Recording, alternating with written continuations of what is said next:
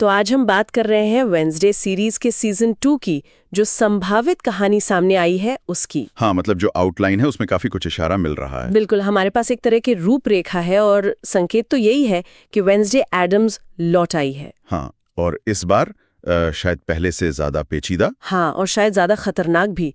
Tagline भी तो यही कह रही है, ना मुस्कान ना दोस्ती, बस बदला और रहस्य। और ये आउटलाइन साफ कहती है कि वो अब सिर्फ एक स्टूडेंट नहीं है, एक नया नाम दिया गया है उसे, शैडो सीकर। शैडो सीकर, अच्छा। हाँ, मतलब जो सायों में सच तलाशती है।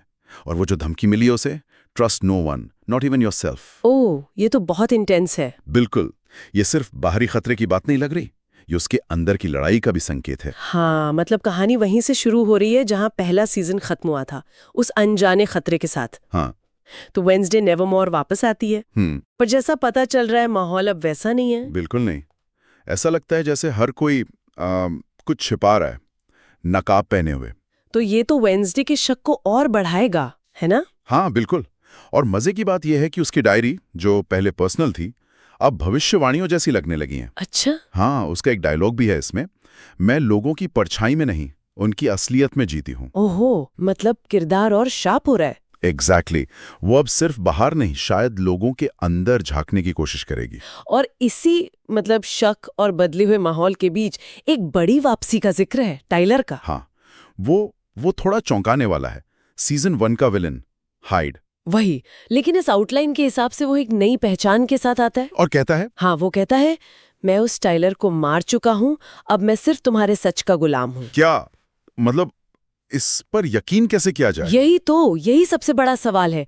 क्या ये सच में बदल गया है, या ये कोई चाल है, या कोई और उससे कंट्रोल कर रहा हो सकता है ये चीज वेंसडे के किसी पर भरोसा मत करो वाले रूल को सीधा चैलेंज करती है। बिल्कुल, और साथ ही उसकी अपनी शक्तियां भी, वो भी डेवलप हो रही हैं। हाँ, उसे भविष्य के ना जैसे धुंधले से सीन दिखने लगते हैं, टुकड़े टुकड़े, जिन्हें जोड़ना उसके लिए एक पहेली जैसा है। तो मतलब खतरा सिर्फ टाइलर या पुराने दोस्तों पर शक तक ही नहीं है, एक नई चीज भी है। हाँ, एक सीक्रेट संस्था, the mirror society. The mirror society. हाँ। ये कौन लोग हैं? ये एक गुप्त संगठन है जो किसी तरह वेंसडे को अपने साथ मिलाना चाहता है। क्यों?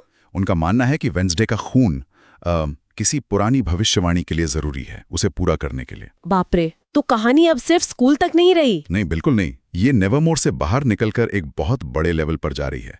ये मिरर सोसाइटी वाली बात कहानी को पर्सनल दुश्मनी से आगे ले जाती है। शायद कोई पुराना गहरा राज है, और ये सब वेंसडे को और अकेला कर देता है।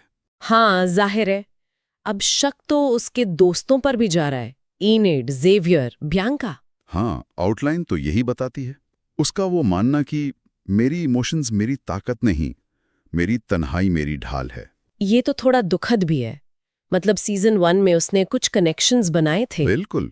शायद वो अब उन सबसे कटकर अपने आप में और गहरा उतरना चाहती है, अपनी शक्तियों को समझने के लिए। और क्लाइमैक्स का इशारा, वो भी काफी रहस्यमयी है। हाँ, उसमें बताया गया है कि वेंसडे अकेले एक गुप्त सुरंग में जाती है। ओके। और वहां दीवारों पर लिखा है, welcome Raven Queen. Raven Queen? ये क्या मतलब हुआ? कोई टाइटल है या कोई जाल, या उसकी किस्मत, पता नहीं। यही तो रहस्य है। तो कुल मिलाकर ये सीजन सिर्फ एक डार्क टीन मिस्ट्री नहीं लग रहा। नहीं, बिल्कुल नहीं।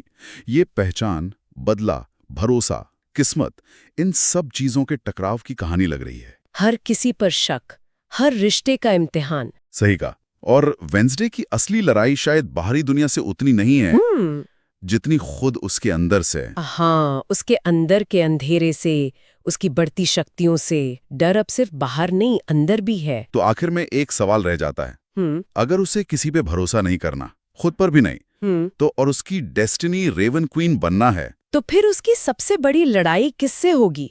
बाहरी दुश्मनों से, या खुद अपने ही अंदर के उस अंधेरे से जिसे वो अब तक शायद जानती भी नहीं? सोचने वाली बात है।